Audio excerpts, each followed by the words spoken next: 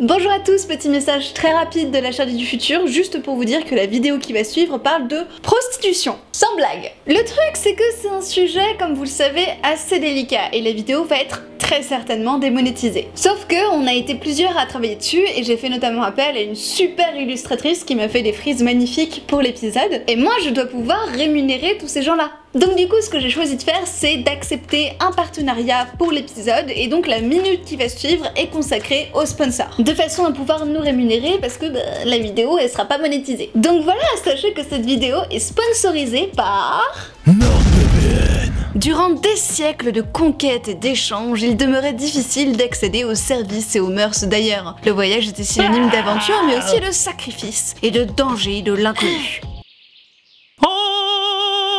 Mais désormais, avec NordVPN, vous pouvez voyager tout en trompant la localisation de votre connexion et ainsi continuer d'utiliser les services disponibles dans votre contrée et en toute sécurité. Avec l'offre à moins 81% pour seulement 3,17€ par mois, vous pouvez déjà faire voyager votre connexion et délocaliser jusqu'à 6 appareils connectés en simultané et avec un seul compte. Vous pourrez ainsi contourner les géorestrictions pour accéder à des contenus comme par exemple Netflix France à l'étranger. Oh, la nouvelle saison de South Park.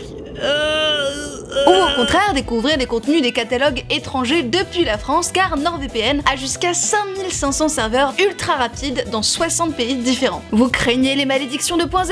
Eh bien sachez qu'avec un VPN, ça vous permettra de surfer en toute sécurité sur les réseaux Wi-Fi publics des hôtels, aéroports, bibliothèques, musées ou pyramides. Ah mais je fais n'importe quoi sur le clavier. Vous craignez encore les malédictions ? Eh bien, vous disposez de la fonction double VPN, un double chiffrement des données qui vous garantit un anonymat amélioré pour regarder tout le contenu que vous adorez tant, sans vous faire espionner par un agent de la DGSI. Alors, oubliez votre vieille boussole et optez pour un voyage virtuel avec NordVPN. Bam. L'autre jour, je débattais avec des amis concernant les conditions de travail des travailleurs ou des travailleuses du sexe en France à l'heure actuelle, et l'un de mes potes m'a sorti cette phrase que vous avez déjà tous probablement entendue au moins une fois dans votre vie, à savoir... Mais de toute façon, pute, c'est le plus vieux métier du monde.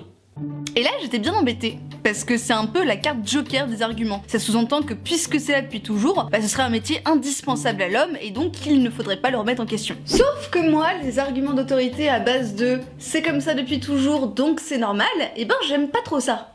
Et en plus, avant toute chose, est-ce que historiquement c'est vrai? Est-ce que le plus vieux métier du monde c'est vraiment prostituée? Et sinon, c'est quoi le plus vieux métier du monde? Eh bien ça m'a tracassé, et donc j'ai rencontré plusieurs chercheurs et j'ai un peu fait ma petite enquête, et donc c'est exactement à ça que nous allons répondre aujourd'hui. Avant même de commencer pour essayer de trouver une réponse un peu satisfaisante, il faut absolument qu'on se mette d'accord, vous et moi, sur les définitions des mots métier et du mot prostitution.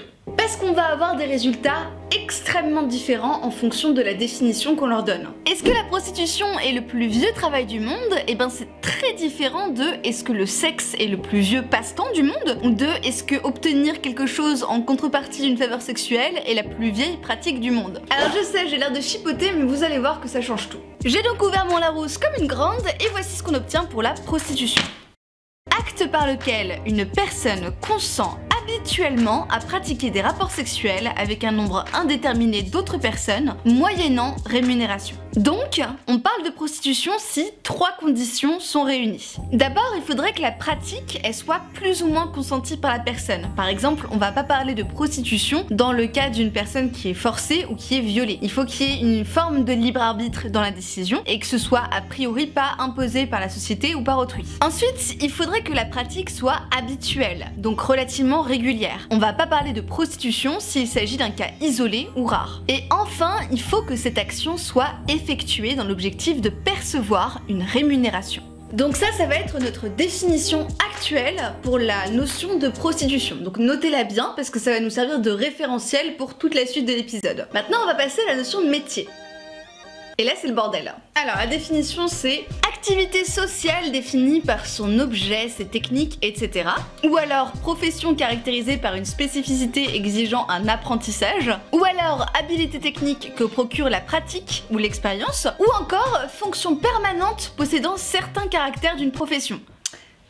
La notion de métier peut donc être perçue de plusieurs façons différentes. Ça peut aussi bien être une activité, qu'une profession dans un cadre légal, qu'une simple habilité technique, ou encore une profession permanente. Le mot, il a le dos très large. Donc là, on va être obligé de faire des concessions. Et perso, parce que vous êtes pas là pour contester, je vais choisir de prendre la définition qui se rapproche le plus de ce qu'on sous-entend quand on dit que c'est le plus vieux métier du monde, à savoir qu'il s'agit d'une profession, d'une activité régulière qu'on exerce pour gagner sa vie. Ok, maintenant qu'on a défini le cadre, on va pouvoir préciser un petit peu ce qu'on recherche, à savoir la plus vieille trace de prostitution en tant que profession dans l'histoire.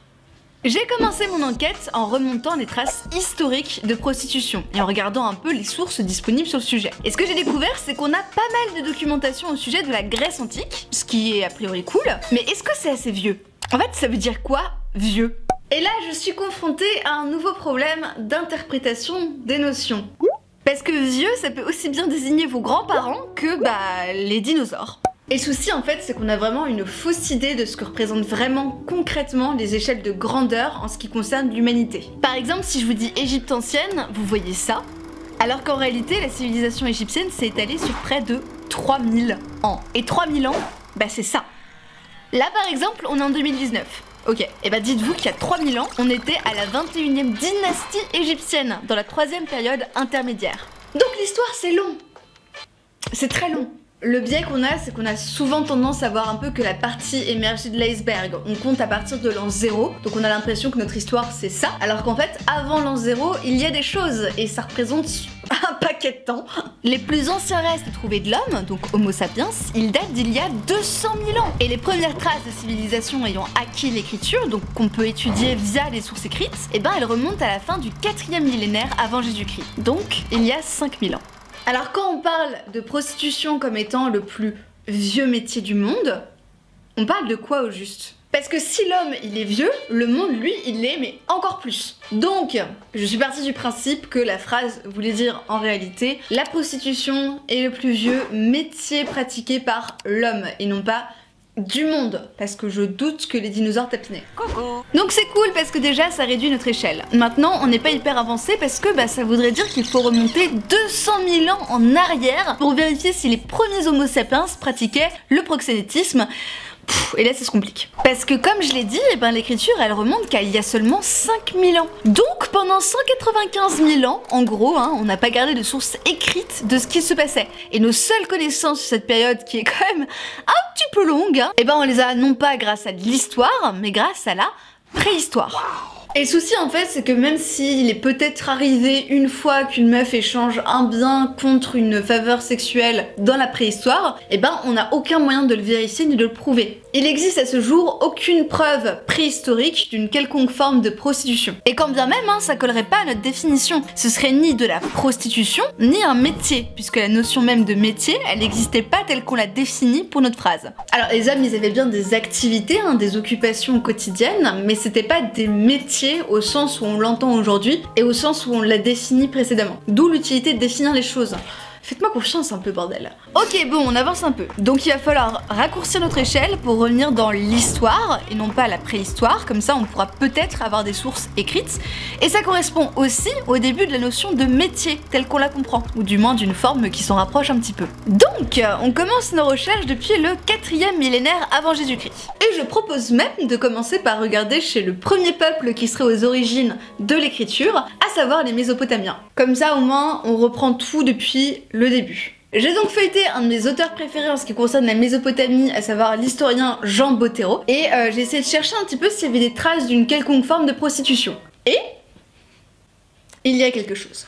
Dans son ouvrage Mésopotamie, l'écriture, la raison et les dieux, il décrit plusieurs formes de prostitution, notamment dans certains rites de célébration d'une certaine déesse du nom de Inanna. C'était la déesse de la fertilité en quelque sorte, et c'était une déesse majeure, et il y avait certains rituels qui s'apparentaient à une forme de prostitution. En fait, ce qui se passait en Mésopotamie, selon Bottero, c'est que l'union entre un homme et une femme avait pour vocation de procréer. Et si une femme était stérile, elle pouvait être répudiée par son époux. Par conséquent, plusieurs femmes rejoignaient le culte d'Ishtar et pratiquaient une forme de prostitution sacrée, en tout cas c'est comme ça que le décrit Bottero. Ça pouvait aussi bien être des femmes qui avaient été répudiées par leur époux, que des femmes qui en avaient juste ras le cul du mariage, que des femmes qui étaient élevées dans ce but-là. On retrouve donc une forme de prostitution sacrée avec des femmes qui, à défaut d'être l'épouse d'un homme, devenaient les épouses de tous les hommes, dans le cadre du culte d'Inanna. Ça pourrait donc se rapprocher de notre définition, à savoir pratiquer une activité qui inclut notamment des faveurs sexuelles afin de vivre.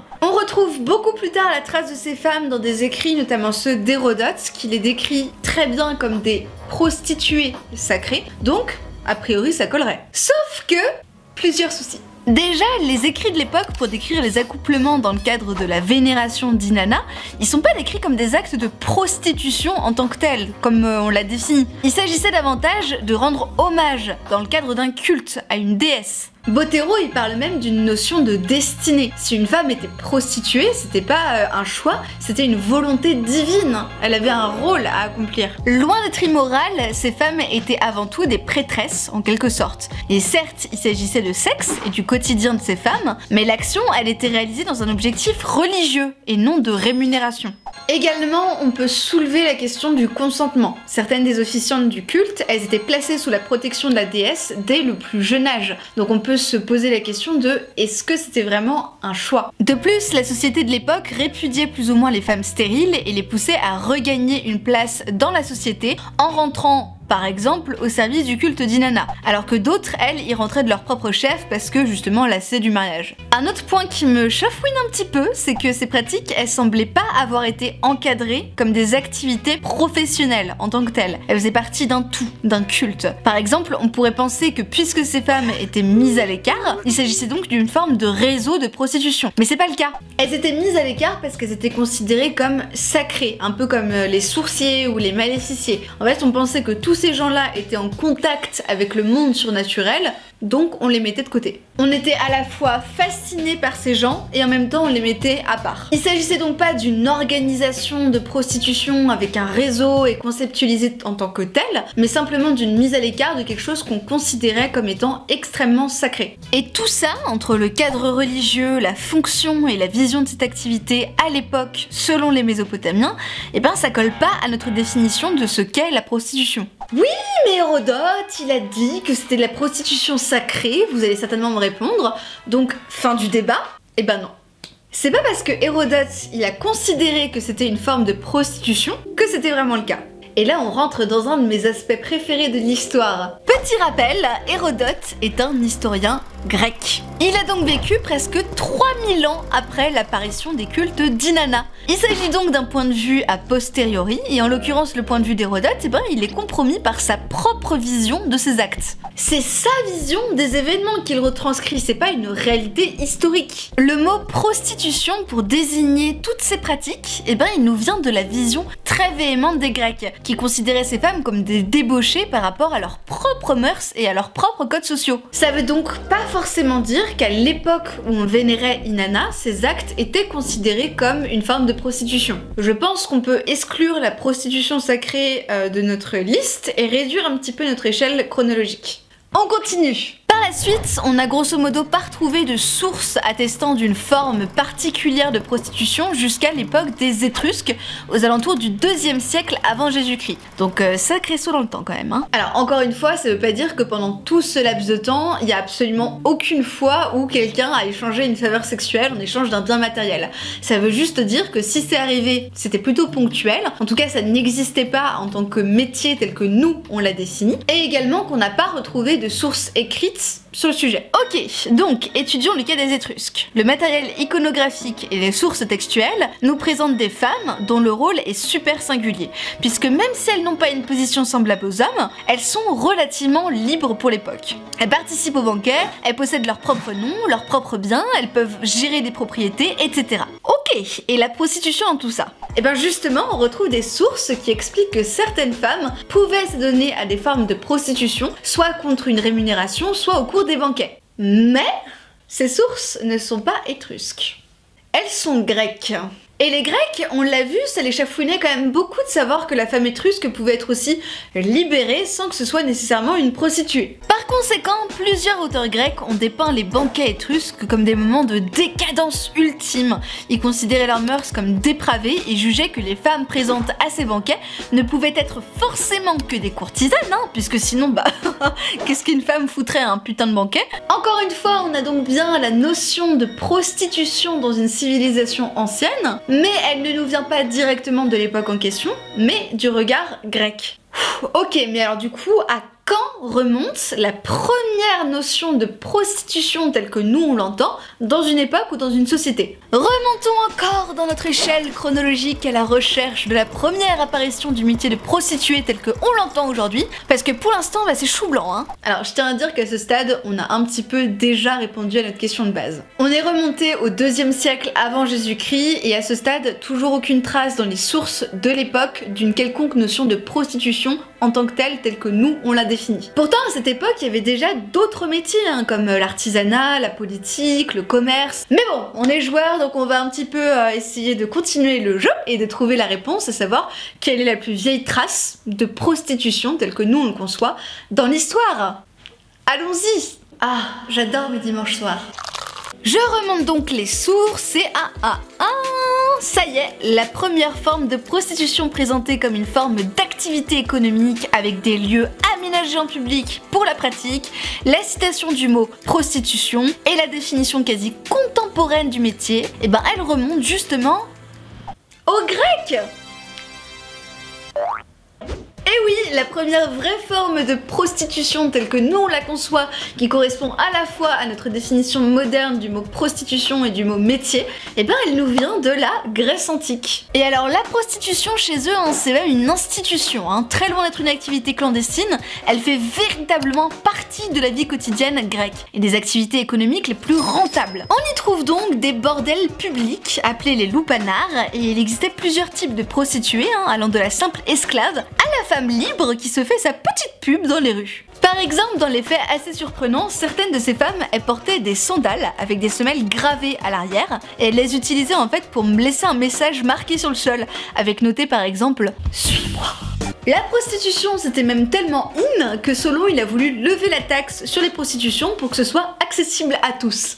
Bref, le procédé d'échanger des services sexuels contre une faveur quelconque peut certainement être retrouvé dans de très nombreuses civilisations et époques lointaines, comme des cas individuels ou pour d'autres raisons comme par exemple un culte religieux. Cependant, la pratique de la prostitution telle qu'on la conçoit et qu'on la définit en tant que métier, elle n'est que très récente comparée à l'échelle de l'humanité. Sur quelques 200 000 ans d'existence, l'humanité elle l'aurait conceptualisée vraiment comme telle que autour de la Grèce antique. Vision qui a d'ailleurs été par la suite appliquée par les Grecs sur d'autres civilisations plus anciennes pour décrire certaines de leurs pratiques religieuses ou sociales. Ce qui porte à confusion, mais qui n'en demeure pas moins contemporain à la Grèce antique. Et c'est ce modèle qui s'est par la suite développé et répandu dans d'autres sociétés, suivant les époques, pour nous parvenir jusqu'à aujourd'hui. Je pense donc qu'on peut conclure en disant qu'il n'y a pas une seule bonne réponse à cette problématique, parce que ça dépend totalement des définitions qu'on va donner au mot prostitution et au mot métier, et à notre façon actuelle de juger certaines pratiques. Cependant, si on se fie à la définition qu'on s'est posée, vous et moi, en début d'épisode, sur tous ces termes, et qui correspond grosso modo à la vision actuelle qu'on a du proverbe, on peut dire que non, la prostitution n'est pas le plus vieux métier du monde.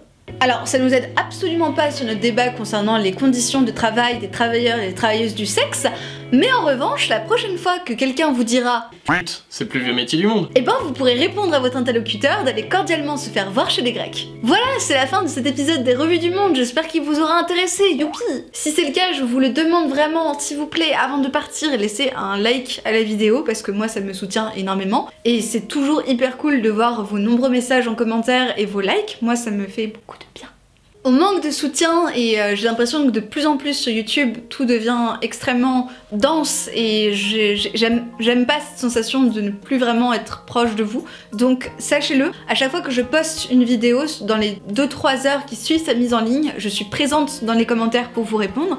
Donc n'hésitez surtout pas à me laisser un petit message, il y a genre 90% de chances que je vous réponde. Vous pouvez également me rejoindre sur Tipeee. Alors je sais que ça fait très longtemps que je ne l'ai pas précisé, mais merci infiniment aux tipeurs de l'émission l'émission. Tipeee, c'est tout simple, si jamais vous appréciez mon contenu, vous pouvez me donner quelques euros, pas forcément des grosses sommes, pour me soutenir dans la création de vidéos dans ce genre-là. Et c'est juste super cool, donc merci à tous ceux qui le font déjà et qui continuent de le faire, parce que je sais que c'est plus trop à la mode, mais merci infiniment. On se retrouve très vite dans une nouvelle vidéo, et d'ici là je vous dis au revoir et à très vite pour de nouvelles aventures.